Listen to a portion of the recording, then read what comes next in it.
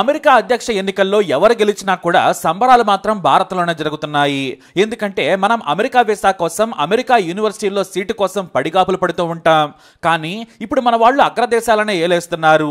ఒకప్పుడు Winston Churchill Britain ప్రధానిగా ఉన్నప్పుడు భారతీయులను నీచంగా చూశాడు. అంతేకాదు తమ ఆఫీసులోకి కుక్కలను ఇండియన్స్ ను రానివ్వద్దని భద్రతను చూసి అధికారులకు సూచించాడు ఆయన. వారు ఏకంగా చర్చిల్ కోరిక మేరకు dogs and Indians not allowed అని బోర్డు కూడా పెట్టేశారు. కానీ ఏం జరిగింది? రిషి సునాక్ పీఎం అయ్యాక మొదటి రోజు తన భార్యతో కలిసి వారి కుక్కను కూడా తీసుకుని పీఎం ఆఫీసులోకి అడుగు పెట్టేశారు. తమను పాలించేందుకు మీకే శక్తి ఉందని అందరూ కూడా ఇండియన్ ఎన్నుకున్నారు. ఈసారి మొన్నటి వరకు కూడా కమలా హ్యారిస్ అమెరికా వైస్ ప్రెసిడెంట్ అయ్యారని మనం సంబరాలు చేసుకున్నాం. కానీ ఇప్పుడు ఆమె ఏకంగా అధ్యక్ష పదవికి పోటీ పడుతూ ఉన్నారు. ఎందుకంటే వృద్ధాప్య సమస్యలతో బాధపడుతున్నాడు బైడెన్. పైగా మానసిక పరిస్థితి ఏమీ బాగాలేదు. మొన్నటికి మొన్న వేరే యువతని ముద్దు పెట్టుకోబోతే తన టీంలోని మహిళ కాపాడి అతని పక్కకు తీసుకెళ్లారు. విదేశాల్లో కూడా బైడెన్ వింతగా ప్రవర్తించేశాడు. దీంతో బైడెన్ అధ్యక్ష బరిలో ఉంటే గెలుపు సాధ్యం కాదని తేల్చేశారు. అంతేకాదు హాలీవుడ్ యాక్టర్ జార్జ్ క్లూనీ కూడా బైడెన్ తొలగాలని గట్టిగా ఓపెన్ గానే చెప్పేశారు. బైడెన్ కు అత్యధికంగా నిధులు సమకూర్చింది జార్జ్ క్లూనీనే. బరాక్ ఒబామా కూడా ఒత్తిడి తీసుకురావడంతో 81 ఏళ్ల బైడెన్ అధ్యక్ష ఎన్నికల బరి నుంచి వైదొలిగారు. వాస్తవానికి ఆయన మొదటిసారి ట్రంప్ తో ఓపెన్ డిబేట్ లో పోటీ పడలేక తటపటాయించడంతో ఆయన ఇక బరిలో ఉండడం మంచిది కాదని డెమోక్రటిక్ పార్టీ సభ్యులు భావించారు. మెల్లిగా ఒత్తిడి తీసుకొచ్చారు. కానీ బైడెన్ మాత్రం చాలా వరకు ససేమేరా అన్నారు. ఇంతలో కరోనా రావడంతో ఇక ఆయన వైదొలకక తప్పలేదు. క్వారంటైన్ లో ఉండగానే బైడెన్ కీలక ప్రకటన చేశారు. అధ్యక్ష రేసు నుంచి వైదొలుగుతున్నట్లు ప్రకటించారు.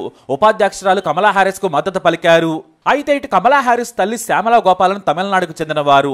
ఈమె తల్లి జమైకన్ను పెళ్లి చేసుకున్నారు. ఆమె జువాలజీలో PhD చేశారు. ఆ తర్వాత రీసెర్చ్ చేసే సమయంలో స్టాన్ఫోర్డ్ యూనివర్సిటీ ప్రొఫెసర్ గా ఉన్న డొనాల్డ్ జే హ్యారిస్ తో శ్యామలకు పరిచయం ఏర్పడింది. ఇద్దరు పరిశోధనలు చేశారు. జమైకా నుంచి వచ్చి అమెరికాలో సెటిల్ అయిన డొనాల్డ్ శ్యామల ప్రేమలో పడ్డారు. వారిద్దరూ పెళ్లి చేసుకుని యుఎస్ లో సెటిల్ అయ్యారు. ఇక వీరిద్దరికి కమలా హ్యారిస్ మాయా హ్యారిస్ పుట్టారు.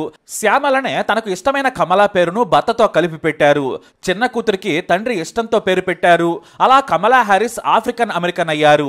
కానీ ఆమె భారత్ తో సంబంధాలు మాత్రం తెంచుకోలేదు. ఆమె మీద తల్లి ప్రభావం ఎంతో ఉంది. చాలాసార్లు తమిళనాడు నుంచి తన అమ్మమ్మ కూడా వెళ్లారు. యుఎస్ లో అమ్మమ్మ చేతుల మీదుగా పెరిగారు కమలా హ్యారిస్. అందుకే భారతీయ విలువలు ఆమెకు బాగా తెలుసు. చిన్నప్పటి నుంచి చదువులో కమలా హ్యారిస్ చాలా చురుకు. తల్లి ప్రభావం కూడా ఎక్కువే. దీంతో చదువుకునే వరకు ఆమె వదిలిపెట్టేవారు కాదు. ఎంతో కష్టపడి చదివారు ఆమె. హోవర్డ్ యూనివర్సిటీ నుంచి లా డిగ్రీ పొందిన తర్వాత లా ప్రాక్టీస్ చేశారు. లాయర్ గా కూడా ప్రాక్టీస్ పూర్తయింది. పలు ప్రఖ్యాత సంస్థల్లో పనిచేశారు. కాలిఫోర్నియా అసెంబ్లీ స్పీకర్ నుంచి ఏకంగా శాన్ ఫ్రాన్సిస్కో డిస్ట్రిక్ట్ అసిస్టెంట్ అటార్నీగా పనిచేశారు. ఎన్నో చట్టాలు హక్కుల మీద ఆమె పోరాడారు. అయితే 2016లో కమలా హ్యారిస్ సెనేటర్ గా పోటీ పడి మరీ గెలిచారు. బరాక్ ఒబామా కాలం నుంచి చాలా యాక్టివ్ గా ఉన్నారు కమలా హ్యారిస్. అయితే బరాక్ ఒబామా పదవీ కాలం ముగిసిన తర్వాత ట్రంప్ అధ్యక్ష ఎన్నికల్లో గెలిచారు. ఆ తర్వాత బైడెన్ అధ్యక్ష పోటీకి బరిలో ఉన్నప్పుడే కమలా హ్యారిస్ ను వైస్ ప్రెసిడెంట్ గా ఎన్నుకున్నారు. అమెరికా మాజీ అధ్యక్షుడు కూడా బెస్ట్ ఛాన్స్ అన్నారు. మళ్ళీ రెండవసారి బైడెన్ పోటీ పడుతూ ఉండగా ఆయనకు వయసు రీత్యా ఆరోగ్య సమస్యలు వెంటాడుతూ ఉండడంతో అందరూ ఒత్తిడి చేయడంతో బరి నుంచి తప్పుకున్నారు. తాను కమలా హ్యారిస్ ను బలపరుస్తున్నానని చెప్పారు బైడెన్. ఇటు డెమోక్రటిక్ పార్టీ సభ్యులు కూడా కమలా హ్యారిస్ కంటే అనుభవజ్ఞులు లేరని ప్రకటించేశారు. ఇప్పుడు అమెరికా అధ్యక్ష ఎన్నికల్లో కమలా హ్యారిస్ గెలిస్తే మాత్రం రికార్డే. భారత మూలాలున్న మహిళ అధ్యక్షురాలు కావడం అంటే సామాన్య విషయం కాదు. కానీ ఈసారి మరో భారతీయురాలిపై కూడా మన దేశంలో తెగ చర్చ జరుగుతోంది. ఆ మహిళే ఉషా చిలుకూరి. ఆమె మరెవరో కాదు, రిపబ్లికన్ పార్టీ తరపున మరోసారి అధ్యక్ష పదవికి పోటీ పడుతున్న డొనాల్డ్ ట్రంప్ ఎంచుకున్న ఉపాధ్యక్షుడు JD వ్యాన్స్ భార్య. ఈమె మన తెలుగువారే. అంటే ఇప్పుడు అమెరికాలో తమిళనాడు వర్సెస్ ఆంధ్రప్రదేశ్ ఫైట్ గా మారిందని చెప్పొచ్చు. ఎలాగంటే కమలా హ్యారిస్ ను ఓడించాలని ఉషా చిలుకూరి ఆమె భర్త JD వ్యాన్స్ తెగ ప్రచారం చేసుకున్నారు. ఇక ఇద్దరు భారతీయ మూలాలున్న వారే. ఒకరిని ఓడించాలని ఇప్పుడు ప్రచారం చేసుకుంటున్నారు. ఇటు కమలా హ్యారిస్ ట్రంప్ పై దుమ్మెత్తి పోస్తున్నారు. ఆయన గెలిస్తే అమెరికా ప్రజాస్వామ్యం కుప్పకూలిపోతుంది. ఆయన సొంత చట్టం అమలు చేస్తారు. JD వ్యాన్స్ కూడా ఉపాధ్యక్ష పదవికి పనికిరారు. ఆయన కూడా దూకుడుగా హింసను ప్రోత్సహించేలా వ్యవహరిస్తారని ప్రచారం చేస్తున్నారు. ఇటు JD వ్యాన్స్ ఉషా మాత్రం దేశం మొత్తం తిరిగి ట్రంప్ ని గెలిపించేందుకు ప్రయత్నిస్తున్నారు. అంతేకాదు భారతీయుల మద్దతును కూడా ఉషా కూడగడుతున్నారు. అయితే ఉషా కేవలం ఉపాధ్యక్ష పదవికి పోటీ పడుతున్న JD వ్యాన్స్ భార్య మాత్రమే. కానీ కమలా హ్యారిస్ మాత్రం ఏకంగా అధ్యక్ష బరిలో నిలిచారు. ఇక ఈ రెండు పార్టీల నుంచి కూడా హోరాహోరీ ఫైట్ జరుగుతోంది. ఇక ఇద్దరు భారతీయ మూలాలున్న వారి ప్రచారం కూడా ఇక్కడ ఆసక్తికరంగా సాగుతోంది. అయితే కమలా హ్యారిస్ వ్యక్తిగత విషయాలకు వస్తే ఆమె డౌగ్ అనే మూవీ ప్రొడ్యూసర్ ను పెళ్లి చేసుకున్నారు. ఇతను ఓ సినిమా నిర్మాత, కొన్ని సినిమాలకు సహ నిర్మాతగా మరికొన్నింటిని కూడా నిర్మించారు. అయితే ఓ వేడుకలో వారి పరిచయం ప్రేమకు దారితీసింది. పైగా డౌగ్ అప్పటికే పెళ్లై భార్యకు విడాకులు ఇచ్చి ఒంటరిగా ఉంటున్నాడు. అయితే 2014లో పెళ్లి చేసుకున్నప్పుడు తన భర్త మొదటి భార్యకు కలిగిన పిల్లలను కూడా తన పిల్లలుగానే ఆమె ప్రకటించారు. నేను స్టెప్ మామ్ గా పిలిపించుకోవడానికి ఇష్టపడను, అమ్మగానే పిలవాలని ఆమె చెప్పారు. వారి పిల్లలు కోల్ ఎల్లాలకు ఇప్పుడు 25 ఏళ్లు. కమలా హ్యారిస్ తోనే వారు ఎక్కువగా గడుపుతారు.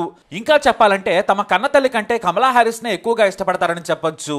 అందువల్లే ఇక తాను కూడా పిల్లలను కనాలని అనుకోలేదు, సంతానానికి దూరంగా ఉన్నారు. వారిని సొంత పిల్లలుగా చూసుకుంటున్నారు. ఇక రాజకీయాలపై ఆమె దృష్టి ఎక్కువగా పెట్టారని చెప్పొచ్చు. కానీ ఆమెకు అనుకోని అదృష్టం ఇప్పుడు వచ్చింది. ఎందుకంటే ఇప్పుడు బైడెన్ తప్పుకోవడంతో ఆమెకు మొదటి మహిళా అధ్యక్షురాలయ్యే అవకాశం దక్కింది.